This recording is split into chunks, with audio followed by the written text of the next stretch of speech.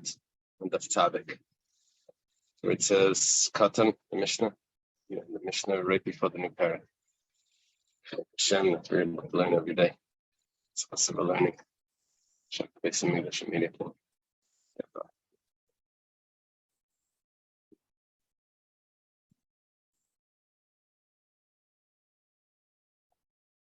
Mishnah starts Katan Shisiuava.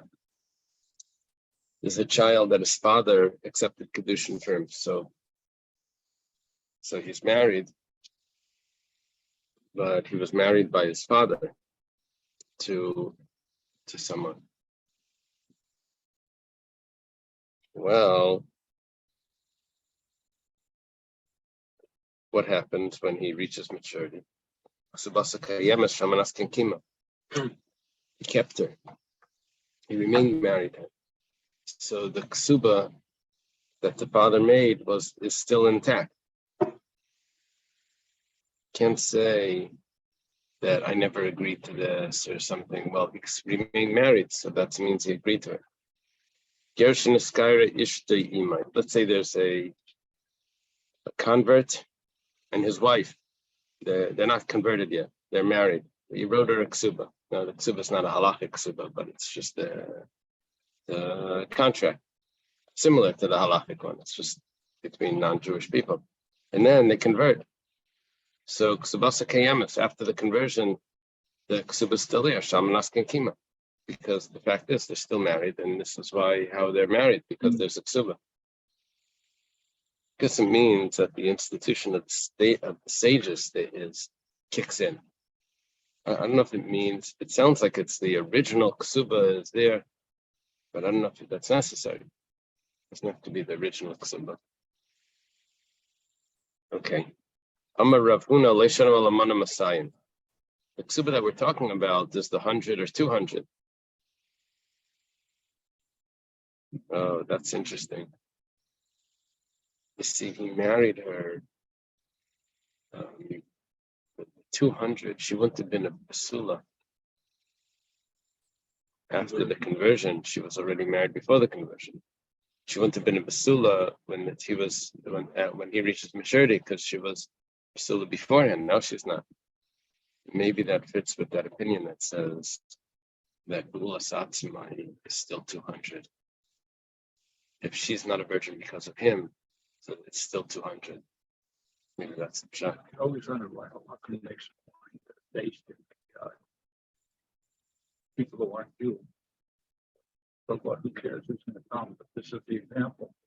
Because they come later. Yeah. They come after the conversion. Yeah. So what we're learning here is that the ksuba, the original ksuba, does stay. Aval teisefes einla, but she doesn't have a teisefes because he never agreed to a teisefes. Non-Jews have ksubos? No, this must be just a similar concept of a ksuba, but it's not. It doesn't really mean a halachic ksuba.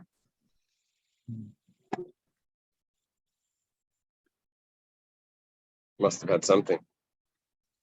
Now, what does it mean teisefes einla? There was never a teisefes, and of course it's not. Maybe it means that they would apply it. Maybe it means that he did agree to a teisefes beforehand, and now he didn't agree to it again at the new stage. So we only have the original ksuba at the new stage. Rav Yehuda Amar afilu teisefes yesh. So Rav Yehuda says no, there is a teisefes. It must be that he agreed to a teisefes originally. So Meisvei the Gemara is a question based on a brisa. The brisa says a teisefta. It says chidshu, if he adds anything new, that means he adds something on to the ksuba, and they tell us masha chidshu. Then she also collects what he added on. Chidshu in like chidshu loy. The kashan Rav Yehuda. Rav Yehuda says that even if he doesn't add anything now, there's still a teisefta. And the brisa says only if he adds something, there's then the teisefta. And even what he adds, he only collects the new part. He doesn't collect the teisefes. In other words, let's say he added originally over the 200. Now he reached maturity or converted. Now he adds something new. So he only collects the new part, but not the original teisefes. The Gemara says, Eima af mashachichu. we can adjust the brisa to say, doesn't mean that you only collect the new new part. Rather, what it means is he collects also the new part. But the Gemara says, well, but it doesn't teach that. It says chitshu, and they tell us masha chitshu. It says only the new part. Like chitshu, if he didn't add anything, basula gave him masayim valmana mana. If the Rav Yehuda, it's a kasha and Rav Yehuda. Rav Yehuda says that they would also be collecting the tesefes. The Gemara says, just to explain how Rav Yehuda got this opinion, Rav Yehuda masnisan atiste, he was mistaken by the Mishnah, the words in the Mishnah. Who savar? He thought ksubasa kayemes. The Mishnah says that the ksuba is intact. What that means is akula mil sakay. It's referring to everything. It's not so. Ikar ksuba kaya. It was only referring to the basic ksuba. Not too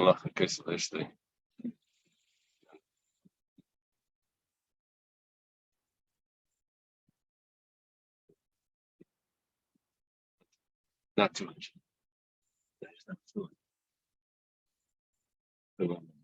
So maybe what the Rambam's learning is when it says mana masayim, I mean that's just an expression.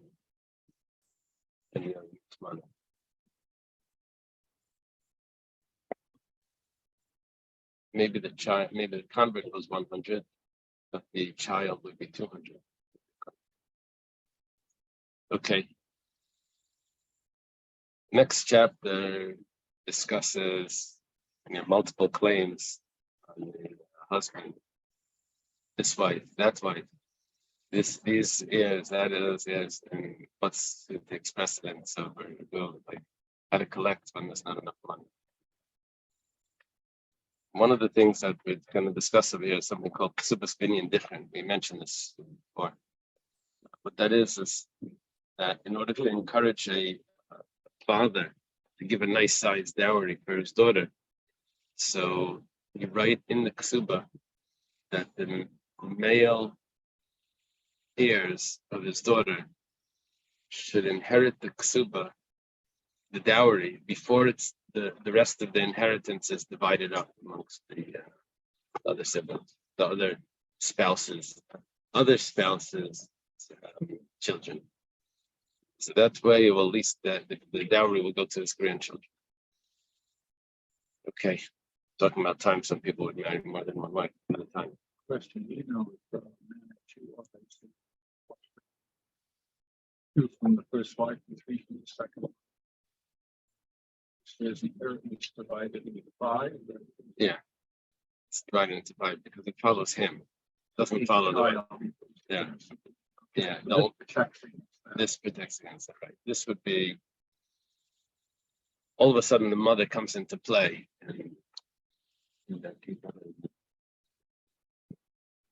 Oh, the oldest gets to unless maybe the oldest was a daughter. It says Bas Tchila, right? Because they're not divided.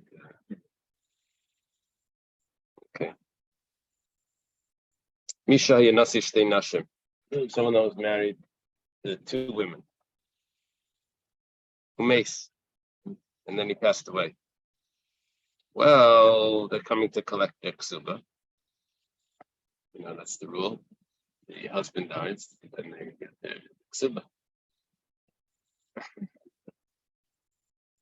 So, Harishayna Kedemis Lashniya, the one that was married first, has first rights to ksuba because she has a document that preceded the other one's document. The Yarshi Rishayna Kedman Yarshi Shniya, and the same thing as if they died, the wives died after the husband died. Now they have inheritors. Which inheritors come? Well, same order. The one that had the earlier document come first. Next case. Nasa Rishayna Umesa. He married one woman and she died. Nasa Shniya, he marries another woman. Umesu, and then he died. Now there's a remaining second wife. So he married Rachel first. Okay, Rachel dies. He marries Leah, and then he dies. Well, Shniya v'Yarsha Kaidmin l'Yarsha Rishayna. he died, she has to collect the ksuba. Leah has a ksuba that she has to collect. Now, Rachel, her children have a document that's ksubas binyan dicha. They want to get the dowry. So in order to get that dowry, first they have to pay up the debt that's owed to Leah for the second wife. So first they pay up the debt, and then they could take care of that. Okay. Midiktani, harishayna kidemis l'shniya. In the first case of the Mishnah, we said that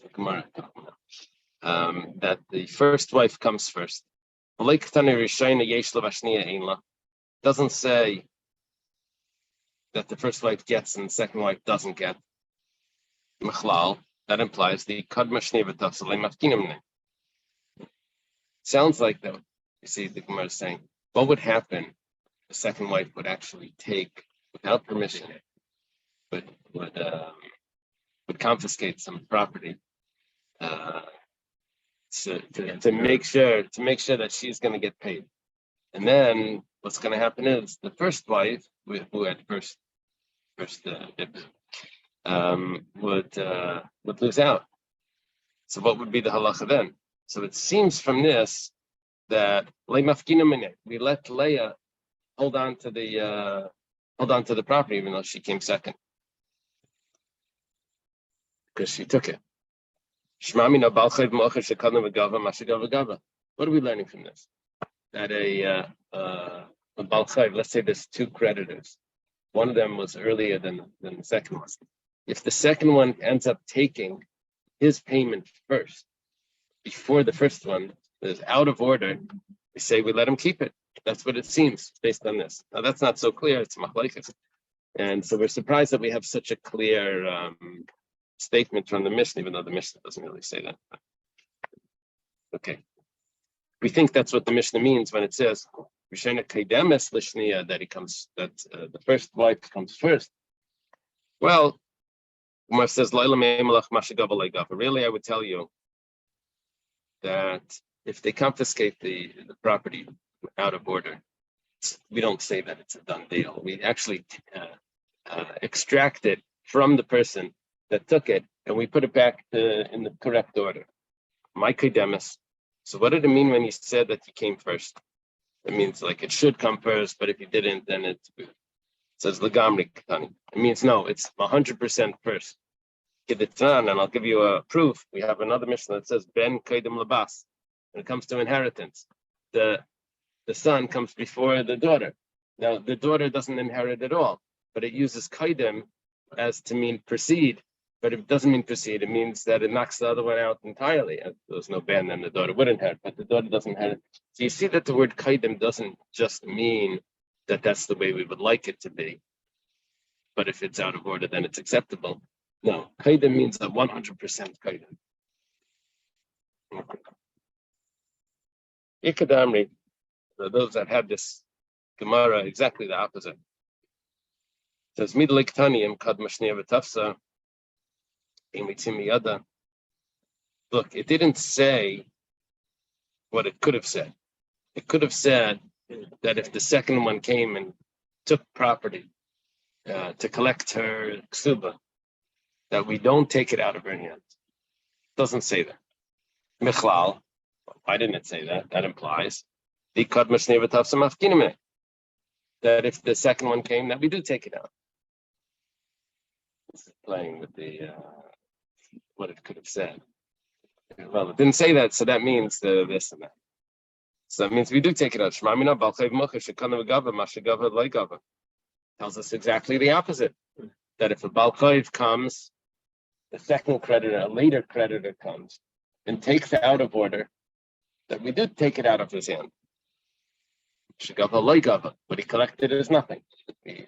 We extract it from his hand.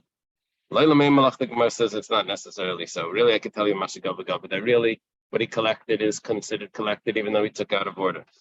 I did the Tani Shniya. I did the Tana because it taught. Shniya v'yarsheh kaidman liyashir yishayna. In the second part of the Mishnah, it says that the second wife comes before the first wife.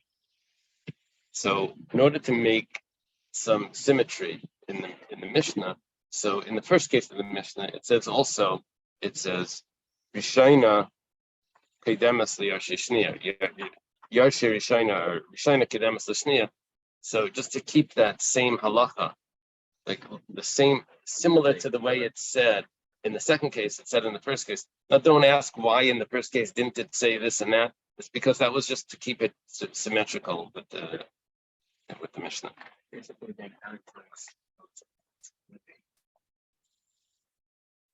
The inheritance, right? The inheritance would go to the earlier wife in the first case of the Mishnah.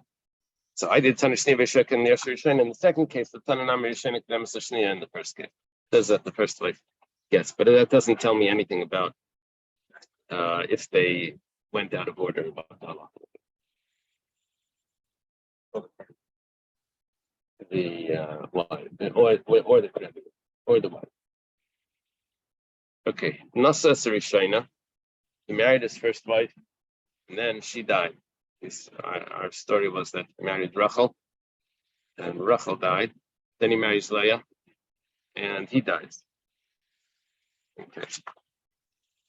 Shema Mina Tlas. We see three things from this case. What was the halacha over here in this case? The Leah's ksuba. Leah's still alive, or even if she passes away, but she outlived her husband. Leah's ksuba comes first, and then there is a claim from Rachel's children that what about our mother's dowry? Said, well, if there's something left, we'll give it to you. Why? No, it's the second wife. This is something. So what? That's a good point. Good point. The idea here is that the listen, it's like this. The first the Rachel's children. Rachel's wife number one. Her children want the dowry. They're getting it as an inheritance. Now, it's true that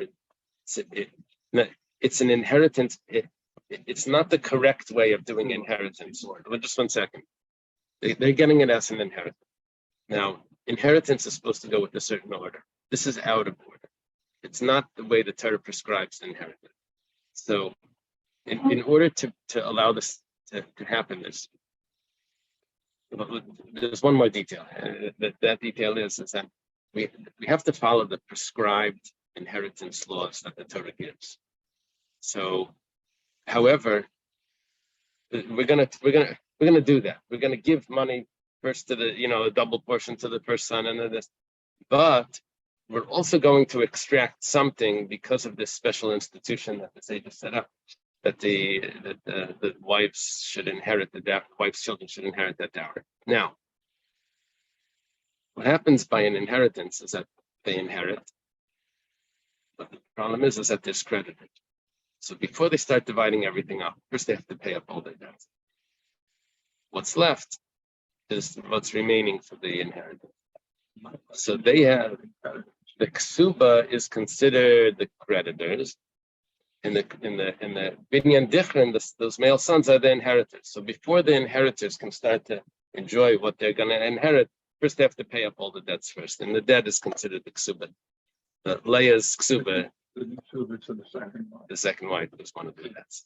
They pay that up, then they can start dealing with the inheritance. So Shema Mina Tlas, we see three things. Shema Mina achas bechaya v'achas b'maisa yeslam ksubas binyan dichrin v'leich cheshina le'entzuyim.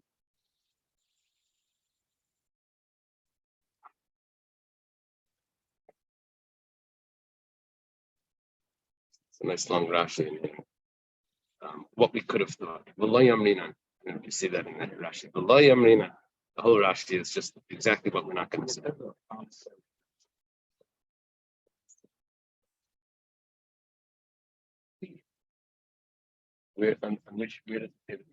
Promissory note was in the Gemara before. We were talking about if there's two promissory notes and one of them collects out of order. That was what we were referring to, not the Kesubos. It was doing a comparison between the promissory note and the out of order comparison. So in other words, the interest of marriage sort of about the interest of father. Yeah. He gets his interest takes second, Right. even though it's not what he Right. wanted. Right. Now,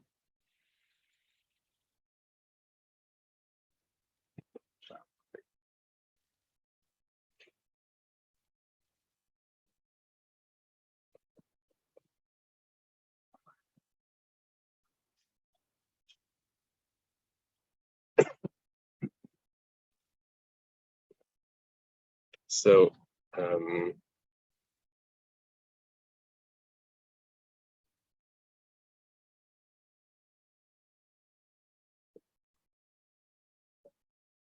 one second.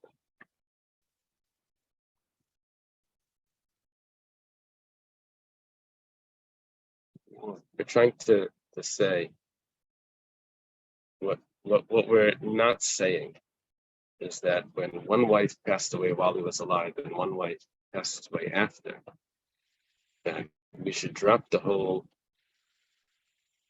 What are we suggesting to drop?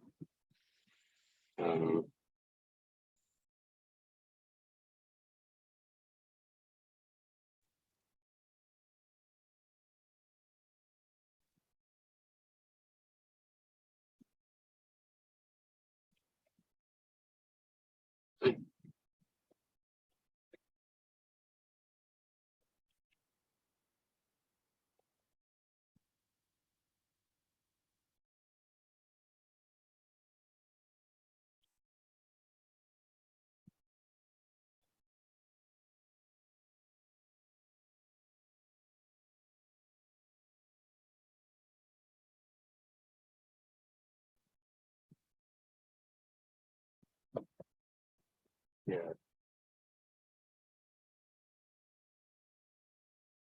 Maybe the Kesubos Daf would only apply if the husband died and both wives were there at equal standing, but not if one of them died first. You see, the husband holds on to the Kesubos Daf, to the dowry. When Rachel dies, the dowry doesn't go out of the husband's domain and go into her children, her sons. It doesn't go to her sons. It stays with the husband, Reuben. Let's say. So when would the Kesubos Daf apply? When he dies, and that would be, and he would have remaining two wives, and then this one had a larger dowry than this one. So first you would separate the dowries, and then you would divide up whatever's remaining of the property equally. But over here, the second wife is going to collect. So maybe we would say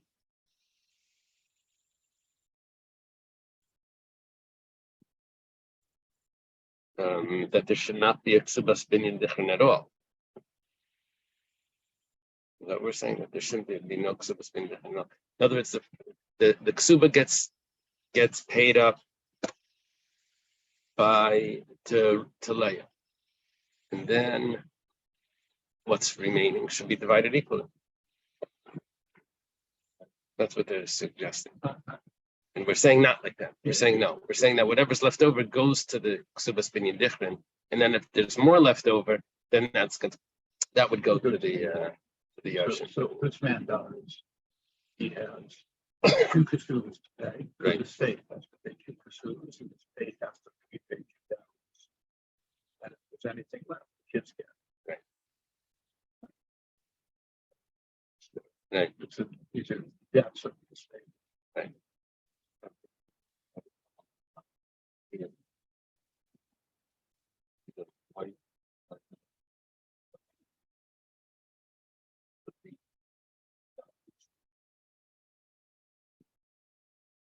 No, no. Oh, 1 second. 1 second. It actually is used to pay wife number 2. It becomes his. It becomes his.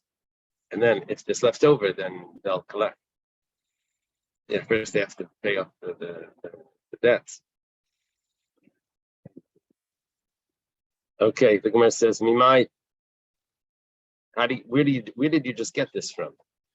That the Kesubos Binyan Dichrin, that they still get it. It says, Midiktani Shniya v'Yarshea Koidman liyarshe Rishayna. It says the second wife collects before the first wife, but then the inheritors of the first wife. The first wife isn't around.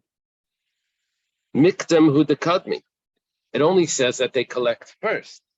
Ha'ika, but if there is remaining, shakli, then they'll still take the Kesubos Binyan Dichrin, the dowry. Well, they'll come back afterwards and collect it. B'shmamina. Second thing that we learn. Ksuba nasis meiser lechaverta. Now, meiser over here means that you have to have a real inheritance according to halacha before you can do the Kesubos Binyan Dichrin. That means there needs to be something remaining. You can't just knock out the whole Torah's order of inheritance. There has to be a real inheritance going on according to the Torah. Now, was there a real inheritance here according to the Torah? They just paid up the debt. Then the Kesubos Binyan Dichrin comes in. Where's the real inheritance? The answer is, by paying up the debt, that's considered that they inherited it. And now they're using it to pay up. And then what's remaining goes to the Kesubos Binyan Dichrin. So don't tell me that there was no Torah inheritance here. There was a Torah inheritance. It just got spent already. So the Ksuba nasis meiser lechaverta, the Ksuba itself, the payment to the Ksuba, was the extra inheritance in order for the Kesubos Binyan Dichrin to work. Mimai, where do you see this? The fact that the Mishnah never mentioned that there was an extra dinar. 1 dinar is a small coin. You need some sort of coin to go up. Third thing, the Kesubos Binyan Dichrin cannot be taken from sold property. Easy proof. Isal Kedaita and Tarfim Mishabdi. You would say it could be taken from sold property. Look at what would happen. Leisu b'nei Rishayna v'la'Tarfinu b'nei Shniya. If you can take it from sold property, then Rachel's children will go to Leah and say, "I'm sorry, but our marriage, my mother's marriage, came before yours, and we have to take it away." Obviously, you can't do that. There's a whole discussion. What's the pshat of that? Is Yartan Tanan or Yaspan Tanan? Is it inheritance? Is it not? Oh wow, very nice. Oh wow. It's his back. I thought you were going to stay there. Oh,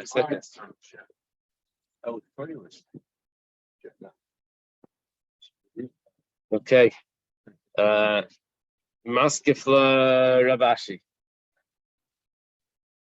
Ravashi has a question.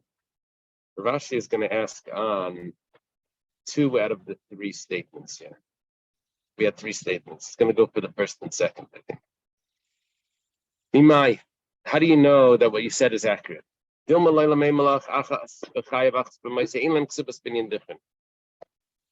there is no Kesubos Binyan Dichrin.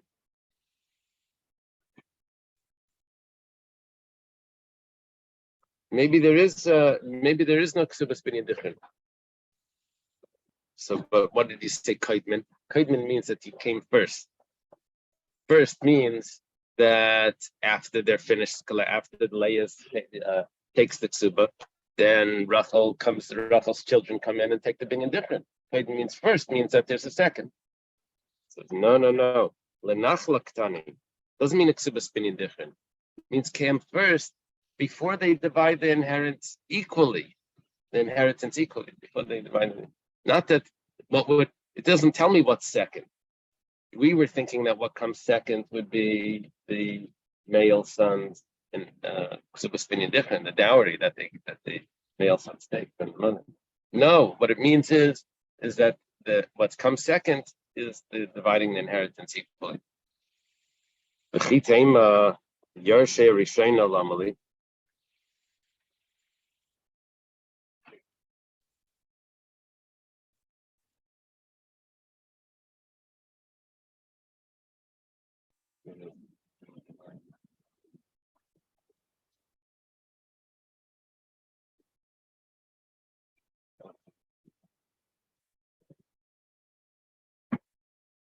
He died. He died, and he left the wife remaining, and he left orphans from the other wife. That's the first one. What happens is that the second wife takes the ksuba, and then we thought, what happened? Well, what happens after? We said she proceeds, and we assumed that what she proceeds was that. Then the first wife comes in and gets the dowry, right? So,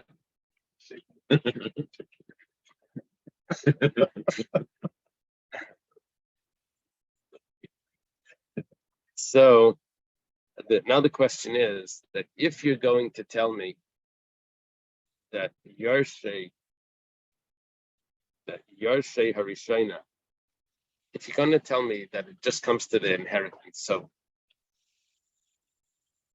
there's a problem over here with Yarshe Harishayna. Look at the Mishnah. The Mishnah said, Shniya v'Yarshe kaidmin liYarshe Harishayna. The second wife, which is the later wife, comes before the earlier wife, the Yarshim of the earlier wife. We thought that what that meant was that she collects the ksuba before the Yarshim of the binyan dichrin, of the dowry. We said, no, that's not what it means. It means before the equal inheritance, equal division of the inheritance. So if that's the case, then why are they called the Yarshi Rishain? They have nothing to do with the mother. They're inheriting the father.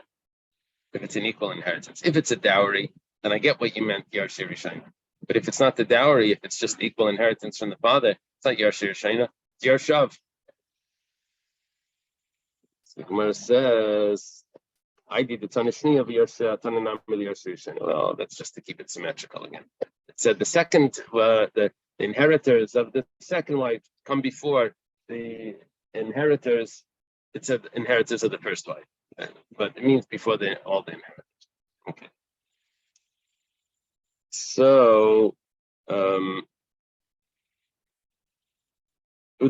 second question.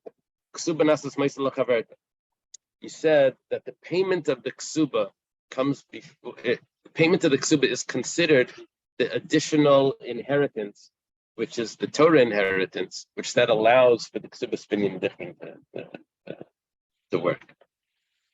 It says maybe it's absolutely not true, but it's extra money here. They paid up the ksuba. They pay up the ksuba spinning different, and there's one dinar left. That's why you were allowed to do it. What do you do with that dinar? You divide it amongst the inheritors. See, we have the inheritance. Okay. Those are those two questions. He doesn't give any answer. That's Rav Ashi's two questions to this command. Then you don't do a dowry, it just gets divided equally. Because the Torah prescribes how inheritance works. Okay, now we go to discuss Achas B'chai B'achas B'maisei Tanayi. If one of the wives passed away while he was alive, and the second one passed away after he passed away, so then she doesn't have to pass away. Then, ultimately, but that's not the idea. The idea is if one of them passed away earlier and one of them outlives the husband, so that's a machlekes tanaim if you say ksubas binyan different. The tiny we have a brisa. Meisu achas b'chai v'achas b'maisai. Binyan different is male children. Binyan sons different. Zachar son. Yeah, it only works if there's male children there. It doesn't go to the girls. So one of them died first, one of them died after outlived him. The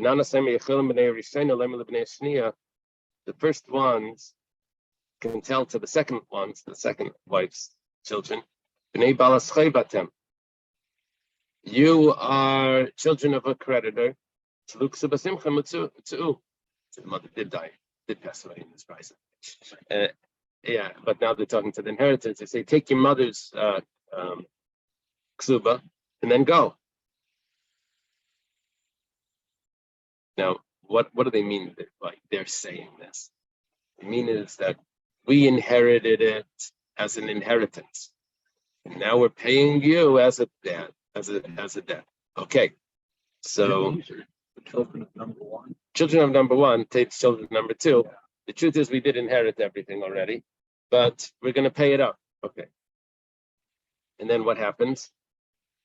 Then they go back and take whatever's left, and they take their Kesubos Binyan different. Rabbi Kiva says,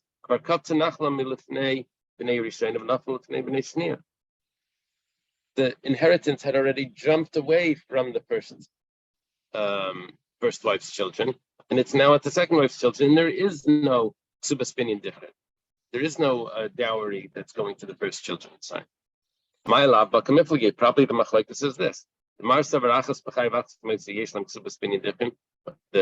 is Ben Nanas says there is the inheritance of the dowry. Rabbi Kiva holds there is no dowry. Amar Rabba says, I found the students in the yeshiva of Rav. They were sitting and they said, it's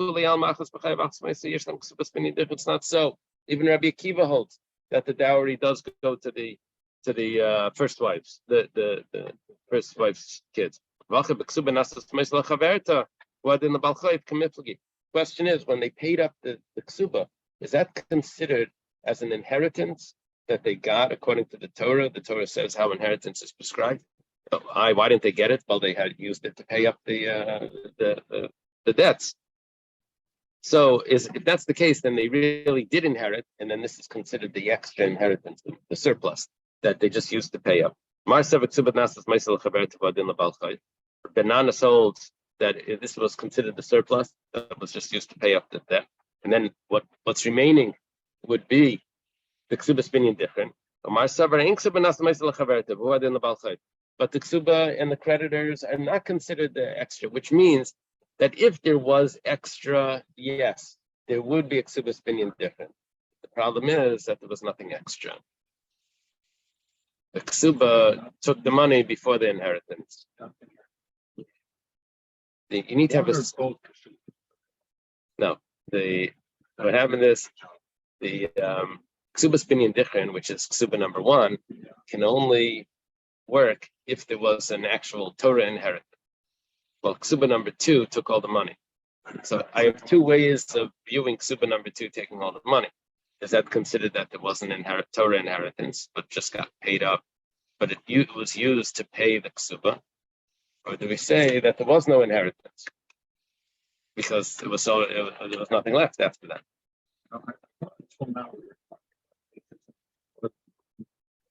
Right. Now it seems that there is enough. Too bad. Yeah. Now, but you still have to say that there's not enough money to go around. Why?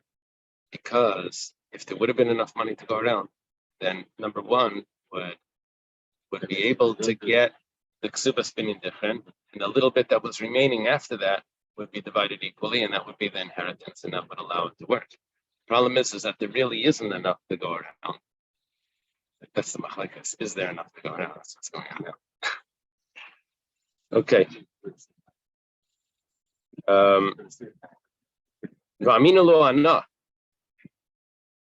But I told them back,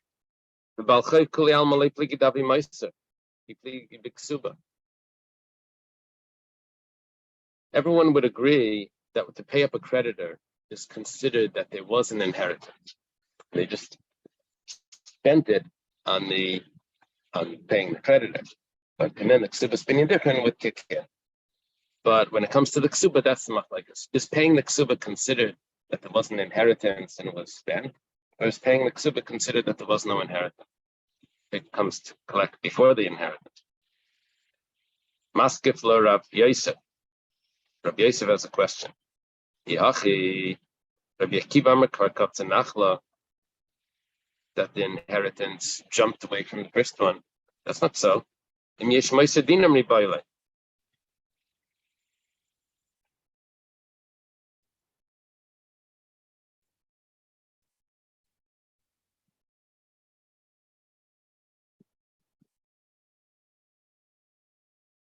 According to this, Rabbi Akiva doesn't really mean that it left. Rabbi Akiva just means that there wasn't enough. If there would be enough, then the inheritance would work. Elamar Rav Yosef, then the Kesubos Binyan different would work if there was an extra dinar. Elamar Rav Yosef, really, we're talking about back to what we thought before.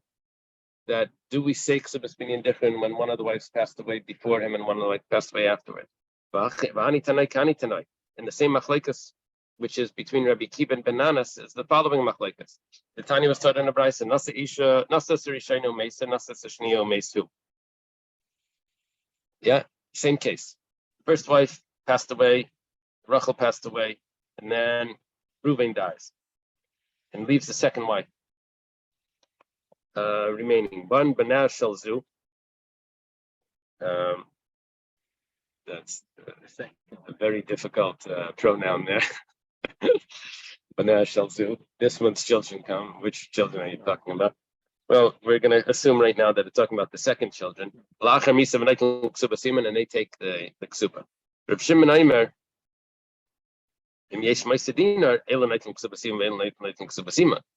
if there is an extra dinar, then yes, then they divide up the ksubas. This one takes and this one takes. They allocate for the ksubas first. Vimlav, but if you don't have a meiser dinar, chalkim b'shavar, then it gets divided equally. On the timeline, the first wife passes away, and this matters. And lives for a while, has kids. Right. And then he passes away, but the wife is still alive. Yeah. Now, when he passes away, before she passes, before she gets, so it's not that the children really pass, it's just alive. But Well, the first wife's kid. so that's About the timeline. no, because the husband inherits the wife. Then when the husband dies as a father, then the children will divide up that inheritance. But that one, wife's over. I know. So the wife doesn't inherit the husband. She just gets a ksuba. At the time of death. Right. So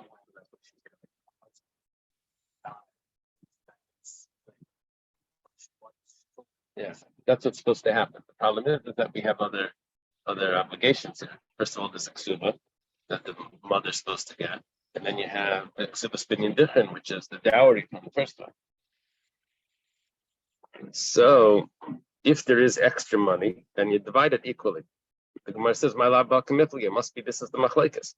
Mar Savar, here we're referring to Reb Shimon's view. If there's extra money, then the Kesubos Binyan different. Achas b'chai v'achas might say yeslam Kesubos Binyan different. There is the dowry because there was extra money. Mar Savar achas b'chai v'achas might say yeslam Kesubos Binyan different, and the Tanakama hold that there is no Kesubos Binyan different. The Gemara says, "Lie, that's not the case." The Kol Yam achas b'chai v'achas might say yeslam Kesubos Binyan different. Everyone agrees that there is. The problem is if it needs to be land. Over here, the extra dinar was only from metaltalin, personality. Well, we could play with this. You could say that was where the money was. Okay. How could you say this? But Tanan, Reb Shimon Aimer, Sham Nechasim Shein LaMakrayas, Einam Klum, actually Sham Nechasim Sheish LaMakrayas, Yisrael Beis Kesubos dinar. There has to be more than both Kesubos Binyan different, one dinar. You know, dinar of what? Nechasim Sheish LaMakrayas, real estate. That's the case. Then how could you tell me that Reb Shimon holds that it could be personality? Not true. Reb Shimon holds it needs to be real estate. Here what we're talking about is that there was money left over. The only thing is it was sold. There was land left over. The land was sold already. So the question is, here the machlekes is, can you collect from property that was sold already? For the Kesubos Daf. I guess the question is, what is the Kesubos Daf? Is if it's you never go to people that have purchased property from the deceased, say, we're the inheritors. We were supposed to get before you bought it. Can't do that. It was sold. It's over. So, but what about the dowry? Is that considered like an inheritance, or is that not an inheritance? Are they the dowry that is theirs? So, Marsav Rafilim Mishabdi, one says that you can collect even from was purchased already. Reb Shimon says.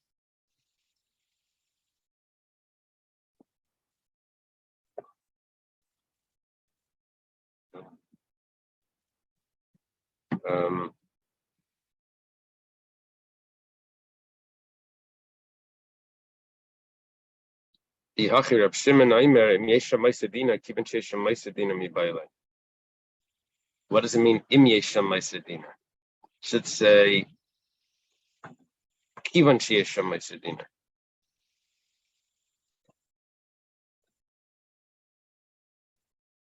What does it mean?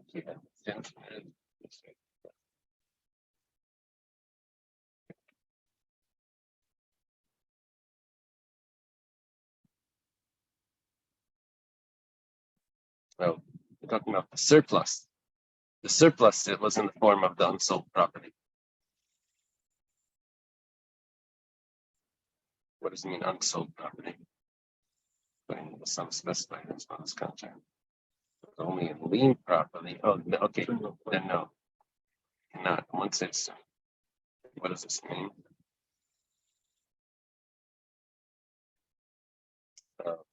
Not that it was actually sold. Talking about that it's lien on the property. Is that considered that there's extra? It's not actually going to come to them, but because there's someone that's going to come and collect it as debt. But is that considered extra right now?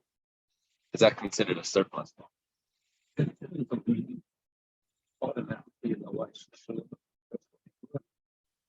Yeah, right. Now we're talking about after the Kesubos paid up. There's another property there that has a lien to a balchayv, to a creditor.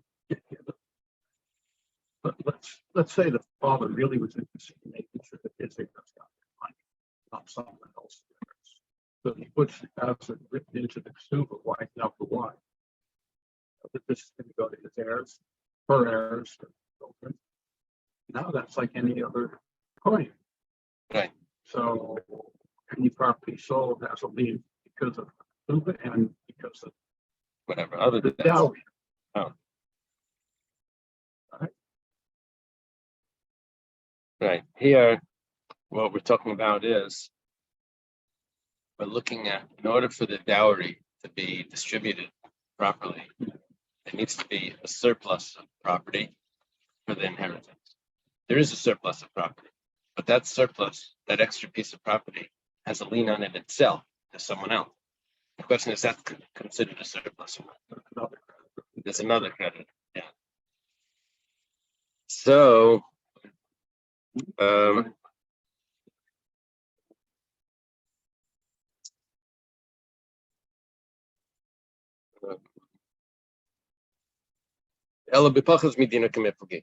talking about if there's less than a dinar as a surplus. Marsav a dinar in pachs medina loya. Marsav fil pachs medina. The Gemara says, what are you telling me? That Reb Shimon is going to say the surplus could be less than a dinar? Reb Shimon dina kamer. Reb Shimon himself said, that if there's an extra dinar, not less than a dinar, we will say we'll turn the opinions around. We'll say that Reb Shimon would be the one that says that it doesn't need to be the dinar. Tanakama the mastis and nami dina kamer. You're not resolving this because you're going to put the Tanakama to say that less than a dinar, then the Tanakama of the Mishnah won't fit with the Tanakama of the Brisa, which we wanted. Ella ki hanach treilishni kamai the epach. Rather, what we'll do is we'll learn it like the first two answers that we gave that had to do with Makarki or or dinner meshabdi, but we're not going to do the pachas mishabakrita. Yeah, I guess we'll leave it over here. Remember, Okay, okay. welcome back. Have a good day, everyone. Good Shabbos, good Shabbos. Good Shabbos. Yeah.